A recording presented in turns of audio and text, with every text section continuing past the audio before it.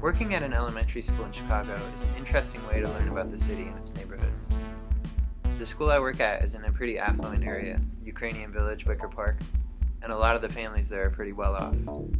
Students might talk about their weekends and trips they've taken to the Lincoln Park Zoo, to Millennium Park downtown, or to Wrigleyville to see the Cubs. Vacationers visiting the city might tell you about some of the same trips.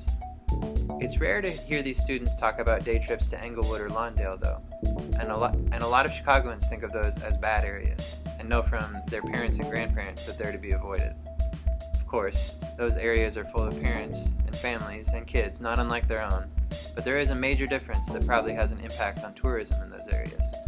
This is called uneven development, and it's part and parcel to geography, meaning a number of factors influence development, and it's impossible for any civilized area to develop evenly.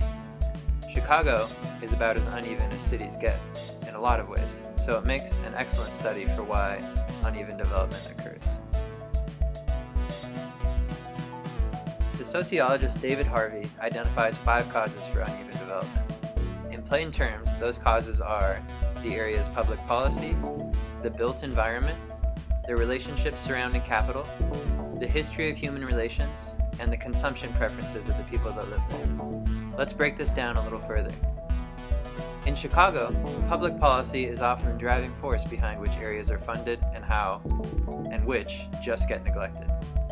A good example of this were the redlining practices in real estate during the 20th century. Chicago is one of the destination cities for the great migration of Southern African Americans to northern cities, and Chicagoans used redlining practices to keep them from moving into white neighborhoods, effectively segregating the whole city. The built environment of a settlement usually privileges the location of some over others. In the case of Chicago, the areas near Lake Michigan and the Chicago River have become the most affluent, and the farther you get away from those bodies of water, and now lines of transit too, the less development you see. It makes sense that wealth is passed down through generations. So, Chicago, like most societies in history, has had a minority elite class who controls most of the wealth, and a majority of people who will never see that wealth. The elite class has also put a lot of time and effort into keeping things that way. The history of human relations in Chicago plainly reflects American history.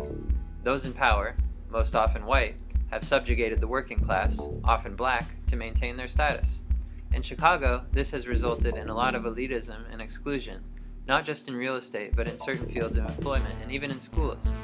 Few white Chicagoans will tell you that they enjoy living in a segregated city, but benefiting from privilege in so many ways helps perpetuate the system. Finally, consumption preferences are a driving force behind uneven development. Take, for example, someone vacationing in Chicago. It is in the urban economy's best interest to provide them with entertainment, leisure, and the best culture money can buy. And why not concentrate that consumption amidst the city's famous downtown skyline? Consumption happens everywhere, but the kind that garners big dollars from big companies happens downtown.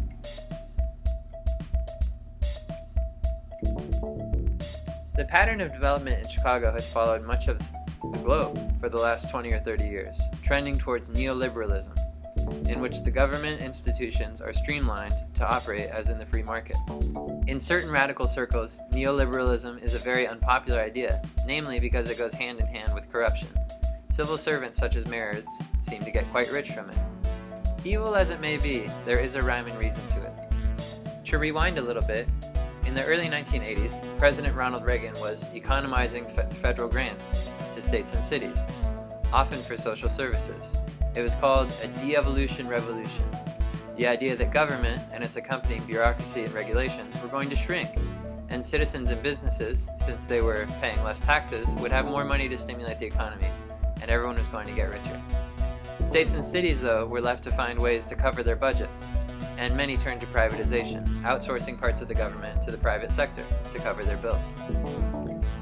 Not only was Chicago lacking in federal funding after the so-called de-evolution revolution, it was, like many Midwestern cities, rapidly deindustrializing. Many of the industries that for so long had paid Chicagoans were dying out. Chicago was in desperate need of some funding. Under the second Mayor Daley, the city really hit the ground running with these neoliberal ideas. It was during this time that using TIF districts as revenue generators began to catch on. What is a TIF district? Well, TIF stands for Tax Increment Financing, and it's a way to stimulate development in certain areas. Typically, an area that is in some way blighted will be targeted for development, and a proposal will be made about what could be added or fixed that would improve the area and raise property taxes. The money is basically a loan. After the area is developed and the taxes are indeed raised, then the additional tax money coming in pays back the developers. Chicago has some relatively lax TIF requirements though, and areas such as the Loop have been qualified as blighted and have received TIF funds for development. What are the funds used for? Well, near my house, TIF funds contributed to the renovation of a public trail and series of parks called the 606, running along former train tracks east to west. The 606 has been open for a few years and it's been popular among residents, but it has had an unfortunate effect on the gentrifying neighborhood around it. Lifelong residents are being priced out because they can no longer afford the rising property taxes. This effectively seems like it was the plan all along. Of course, the crime, derelict buildings, and other unfortunate indicators of an underdeveloped area have all been reduced, but it's a shame that residents can't afford to stick around to enjoy the perks of their new neighborhood. Another criticism of the TIF program is where money gets spent and how. When we were talking about the city at the beginning, we might have imagined areas like Lawndale and Englewood as really needing some funds to put toward basic needs for development. Fixing the roads, providing social services to residents, maybe even opening up a grocery store or two. Research has shown, though, that TIF money more often ends up in predominantly white, relatively affluent areas, in effect, continuing the cycle of uneven development.